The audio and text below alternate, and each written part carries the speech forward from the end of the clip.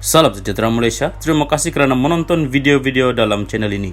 Sebelum kita mula, jangan lupa untuk tekan tombol subscribe, share, like dan komen. Let's go! Salam sejahtera dan selamat malam kepada seluruh rakyat Malaysia. Berita panas dan seterusnya dipetik dari syahbudin.com.net bertajuk Tun M keluar parti untuk mudahkan Mukris, bawa pejuang bekerja sama dengan Anwar. Berita penuh. Dalam satu perkembangan yang agak mengejutkan semalam, Tun Mahathir Mohamad bersama 12 pengikutnya mengumumkan keluar daripada Pejuang, parti yang diasaskannya sendiri yang kini diterajui anaknya Mukris Mahathir. Antara yang turut keluar parti ialah Timbalan Presiden Mukris Yahya dan beberapa ahli Majlis Eksekutif Pusat MEP parti itu. Sebelum ini, Tun Mahathir sudah pun mengumumkan pengundurannya sebagai pengurusi Pejuang. Alasan keputusan itu kerana tidak setuju dengan keputusan Pejuang keluar daripada gerakan tanah air. Daripada satu sudut, tindakan Tun Mahathir ini dengan sendirinya memperlihatkan sikapnya yang sering bermasalah dengan ramai orang sejak dulu lagi. Daripada PM1, Tengku Abdul Rahman Putra Al-Haj, hinggalah kepada PMX, Anwar Ibrahim, semuanya Tun Mahathir bermasalah dengan mereka.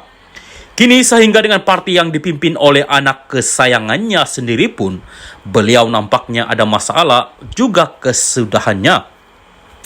Akhirnya, dengan siapa sebenarnya yang Tun Mahathir benar-benar secocok dan tidak bermasalah? Daripada maklumat yang diterima, keputusan Tun Mahathir itu adalah disebabkan tidak setuju dengan keinginan anaknya Mukris untuk membawa Pejuang berbaik dan bekerja sama dengan PH. Sementara PH dan Anwar memang merupakan musuh kepada Tun Mahathir, tetapi selepas PRU15, Mukris melihat Anwar dan PH adalah pihak yang paling berpotensi untuk beliau berteduh bagi meneruskan laluan politiknya. Ia tentunya kerana PH kini adalah kerajaan di peringkat pusat dan Anwar merupakan Perdana Menteri, walaupun pada 2022 lalu, Mukris pernah menyifatkan masa untuk Anwar sudah berlalu dan tidak sesuai lagi dipertaruhkan sebagai calon Perdana Menteri. Ketika itu beliau yang juga sudah sampai masanya bagi PH, ketika itu beliau juga berkata sudah sampai masanya bagi PH mencari calon Perdana Menteri yang baru. Namun, dengan Anwar berjaya menjadi Perdana Menteri dan agar masa depannya tidak terkubur, berikutan kala teruk pada PRU15 baru-baru ini, Mukris kini sanggup menelan kembali kata-katanya itu dan ingin membawa Pejuang bekerja sama dengan PH.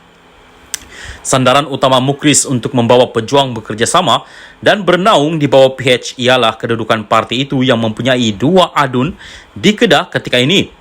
Dirinya sendiri sebagai adun Jitra dan Setiausaha Agung Pejuang Amiruddin Hamzah sebagai adun Anak Bukit. Dengan kedudukan itu, melalui kerjasama dan bantuan PH, Pejuang berharap mereka dapat terus bertanding dan lebih berpeluang mengekalkan kedua-dua kerusi tersebut dalam PRN Kedah tidak lama lagi. Bertanding bersendirian, sebagaimana dalam PRU15 lalu, Pejuang sedar harapan yang ada hanyalah mencatat rekod hilang deposit sekali lagi. Disebabkan itulah, Mukris lebih gahira mahu membawa Pejuang bekerja sama dengan PH, walaupun beliau sedar bapanya tidak sebulu dengan Anwar. Soalnya, apakah Anwar dan PH sedia bekerja sama dengan Pejuang? Dalam ini, keputusan Tun Mahathir keluar daripada Pejuang tidak mustahil adalah sebagai pengorbanan untuk memisahkan dirinya daripada parti tersebut supaya Anwar dan PH tiada masalah lagi untuk bekerja sama dengan anaknya itu. Berbanding jika Tun Mahathir masih ada bersama Pejuang, tentulah sukar untuk Anwar dan PH bekerja sama dengannya. Sekurang-kurangnya jika Pejuang dapat bekerja sama dengan PH, lebih-lebih lagi jika Mukris mampu kekal lagi sebagai adun Jitra dalam PRN Kedah, hayat politiknya bekas MB Kedah itu tidaklah terkubur begitu saja. PRU16 yang akan datang pun beliau boleh bertanding sekali lagi bersama dan bekerja sama dengan PH. Hakikatnya, nampak macam bapa berbalah dengan anak sendiri. Sebenarnya inilah tanda ayah yang ada rasa kasih sejati. Syahbudin Hussein, 11 hari bulan 2, 2022. Salam sejahtera dan selamat petang kepada seluruh rakyat Malaysia dan pendengar. Berita panas hari ini dipetik dari Malaysia Kini bertajuk Amanah, permohonan maaf Razman bukti fitnah jadi bahan kempen PAS. Berita penuh. Permohonan maaf oleh Pesuruhjaya PAS Perak Razman Zakaria terhadap pengurusi Pakatan Harapan Anwar Ibrahim perlu dijadikan iktibar terutama oleh orang Melayu, kata ahli jawatan kuasa amanah Faizal Fadzil. Katanya, permohonan maaf itu juga membuktikan kempen PAS dan PN pada pilihan raya umum PRU lalu adalah berdasarkan fitnah semata-mata dengan menunggang isu kaum dan agama.